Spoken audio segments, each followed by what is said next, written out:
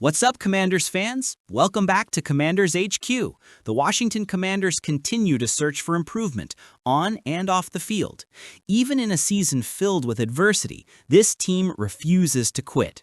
Dan Quinn's guys are working hard to finish strong, and Adam Peters is already thinking about the future, how to rebuild, reload, and bring this team back to playoff form.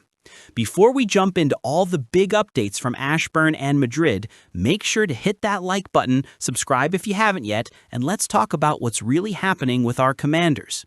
Because while this season has been brutal, there are some silver linings, some hidden signs of hope, and a massive offseason challenge that could define the future of this franchise.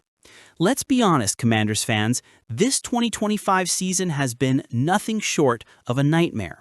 After last year's incredible surprise run to the NFC Championship game, expectations were sky high. Jaden Daniels looked like a rising superstar, Terry McLaurin was playing elite football, and Dan Quinn had his defense flying around like it was 2016 again. But football can be cruel. Injuries hit hard, and they hit the Commanders right where it hurts most. Quarterback Jaden Daniels went down with a dislocated elbow back in Week 9. Thankfully, he avoided surgery, but he's been ruled out for several weeks. Then came the next gut punch. Terry McLaurin re-aggravated a hamstring injury in Week 8 and hasn't played since. And now, defensive leader Darren Payne is out due to suspension after that ugly altercation against the Lions. It's been one setback after another, but amid all that chaos, something positive just happened. Despite being officially ruled out for the Week 11 matchup against the Miami Dolphins in Madrid, Terry McLaurin was spotted back on the practice field. That's right, the captain, the heartbeat of this team, was out there moving again. According to Cameron Wolfe, McLaurin did some light on-field work this week as he continues recovering from his quad injury. Wolfe made it clear, Terry won't play this week, but his presence alone means something deeper. Let's think about this for a second. McLaurin could easily have stayed off the field, focused purely on rehab, and no one would have blamed him. But instead, he's in uniform, participating, showing up for his teammates. That's leadership. That's why he's so respected in that locker room. Even from the sidelines, McLaurin is setting the tone, showing that no matter how bad things get, he's still all in for this team. It's also a sign of hope that McLaurin might be ready to return shortly after Week 11, something this offense desperately needs. Without him, the receiving core has lacked timing, rhythm, and that emotional spark Jaden Daniels always fed off of. When Terry steps back onto that field, whether it's next week or 2 weeks from now, it could reignite the energy around this entire offense. While McLaurin's return is still on hold, the Commanders do have some reinforcements ready to go this Sunday against Miami. Running back Chris Rodriguez Jr. is back from a shoulder injury and is expected to have a key role against the Dolphins. And with Darren Payne suspended, rookie Johnny Newton is set to start on the defensive line. That's a huge moment for Newton, a chance to prove himself on the international stage.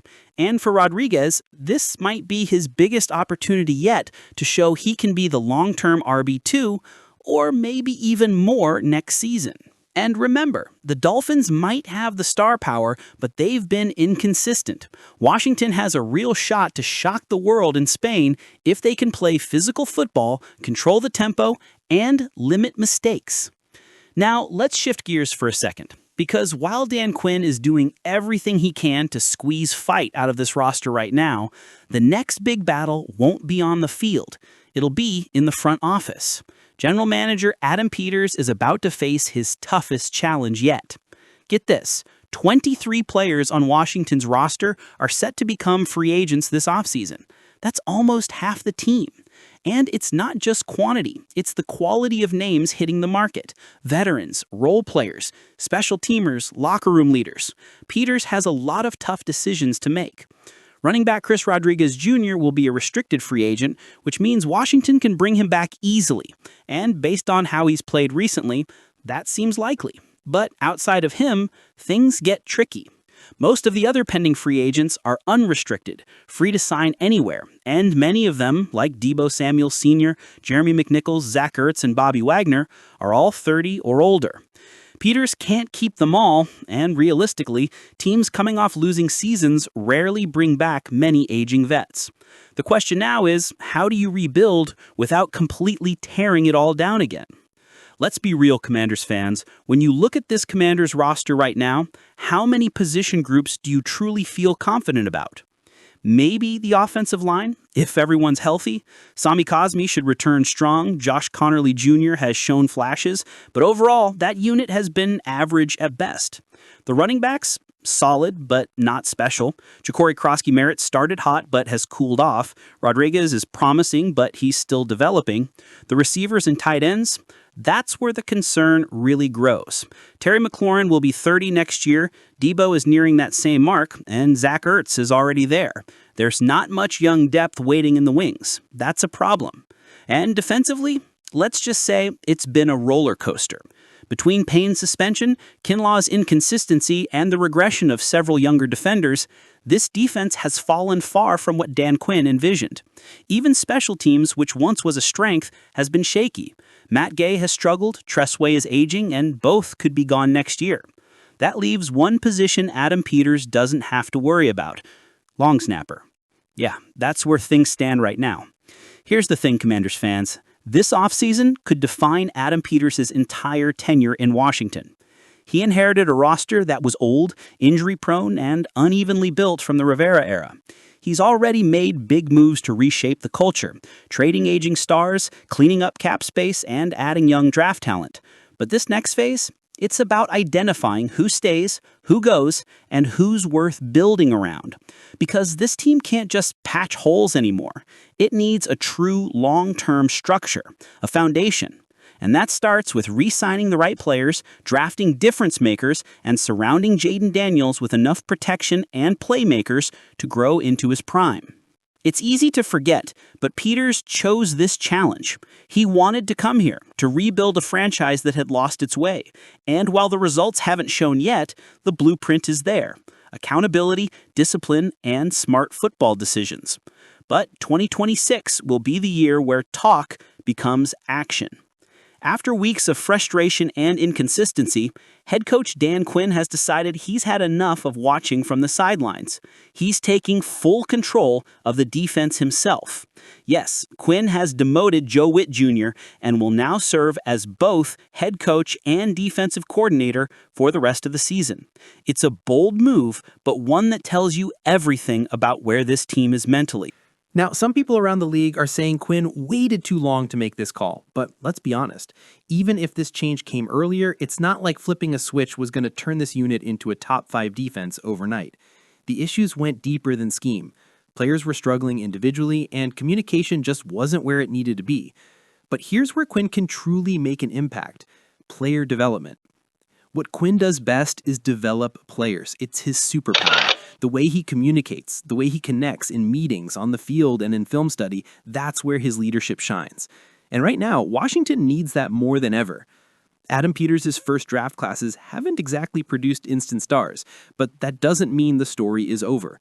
For a lot of young defenders, guys like Johnny Newton, Jordan Magee, and Noah Igbenogany, this next stretch of games could be career-defining.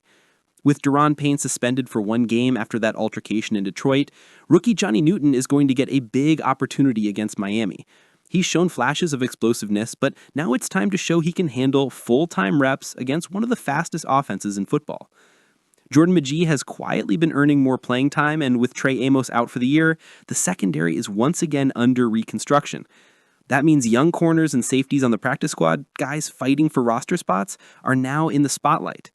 This is Dan Quinn's moment to build something long-term. It's not just about fixing mistakes, it's about finding out who can be part of the Commanders' defensive identity beyond 2025.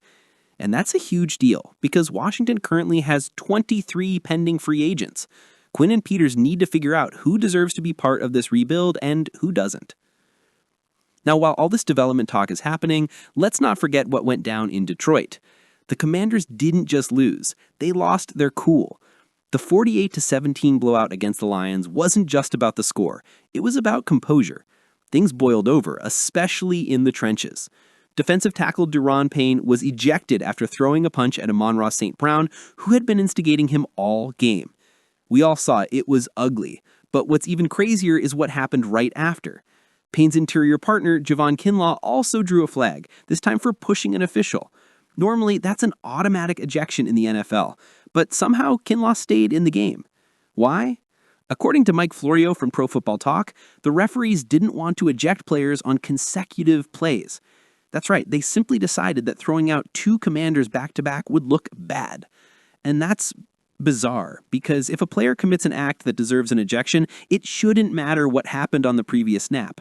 Florio even warned that this kind of decision sets a dangerous precedent, one where players might think they can get away with misconduct if it happens right after another penalty. Now, Javon Kinlaw might have dodged a bullet there, but make no mistake, the spotlight is now directly on him. He's been underwhelming since signing that 3-year, $45 million deal with $30 million guaranteed. Fans and analysts were skeptical from day one, wondering if that investment would pay off. So far, it hasn't. But now, with Payne suspended, it's Kinlaw's turn to lead the interior. He's got to show he can be more than just a rotational piece. He has to play like a difference maker. The good news? He'll be on the field in Week 11 against the Dolphins.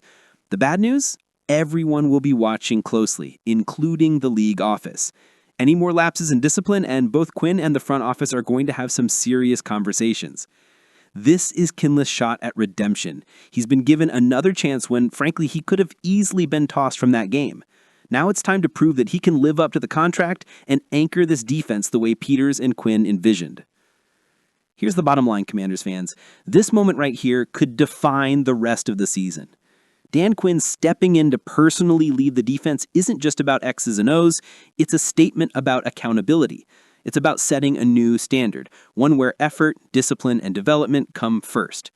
If Washington can start building that identity, if young players like Newton, McGee, and Kinlaw take that next step, the Commanders might not turn into an elite defense overnight, but they'll finally start getting off the field on third downs again. That's the first step to rebuilding confidence. That's the first step to winning football. So here we are, a season full of heartbreak, yet still filled with signs of hope. Terry Porn is on the mend, leading by example even from the sideline. Young players like Chris Rodriguez and Johnny Newton are getting valuable experience. And behind the scenes, Adam Peters is preparing for the most critical offseason in recent Commanders history. Yes, the pain is real, but this team's identity, resilience, grit, and fight is starting to take shape. So, Commanders fans, I want to hear from you. Do you think Terry McLaurin's presence at practice is a sign of better days ahead? And how confident are you that Adam Peters can rebuild this roster the right way this offseason? Drop your thoughts in the comments, I read them all. And if you're still believing in this team's long-term vision, smash that like button, subscribe to Commanders HQ, and share this video with another fan who bleeds burgundy and gold. Because no matter how tough this season gets, one thing stays true. This team is fighting, and the fans are still here. This is Commanders HQ, your home for all the real stories, the emotion, and the insider energy that keeps us connected. Hail to the Commanders, and I'll see you in the next one.